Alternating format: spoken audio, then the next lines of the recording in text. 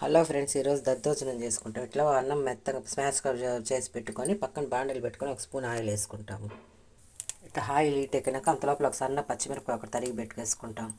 ఇప్పుడు దీంట్లో పోపు గింజలన్నీ వేసుకుంటాం. ఆవాలు, పచ్చెనపప్పు, మినపప్పు, జీలకర్ర, ఇలా తరిగి పెట్టిన పచ్చిమిర్చి కాసేపు కలబెట్టాం. స్మాష్ చేసి పెట్టుకునేసాం కదా, దీంట్లోకి ఇప్పుడు రుచికి తగ్గు బొక్కరో వేసుకుంటాం. కొంచెం పెరుగు, కొంచెం పాలు. ఒక్కరో పాలు పోసుకుంటే అది తీయంగా ఉంటుంది, అందుకనేసి ఒక్కరో పాలు పోసుకుంటాము. వేగిపోయినాక దీంట్లో ఒక్కరో కొత్తిమీర, కొంచెం కొత్తిమీర వేసుకొని కాసేపు వేసేస్తాం. దీంట్లో మీరు కాంటే దానిమ్మ గింజలు, క్యారెట్ ముక్కలు కూడా వేసి ఇది పిల్లకాయలకు అప్పుడప్పుడు చేసి పెట్టండి, కడుపులో చల్లంగా హాయిగా ఉంటుంది. ఇప్పుడు దీన్ని అన్నంలో వేసేస్తాం. ఇప్పుడు ఇదంతా బాగా మిక్స్ చేసేసుకుని కలబెట్టుకుంటే దద్దోజనం రెడీ. మీకు నచ్చితే లైక్ చేసి సబ్స్క్రైబ్ చేయండి. ఇవన్నీ కొంచెం చల్లంగా కడుపులో హాయిగా ఉంటాయని అప్పుడప్పుడు చేసుకుని మంచి. Thank you friends.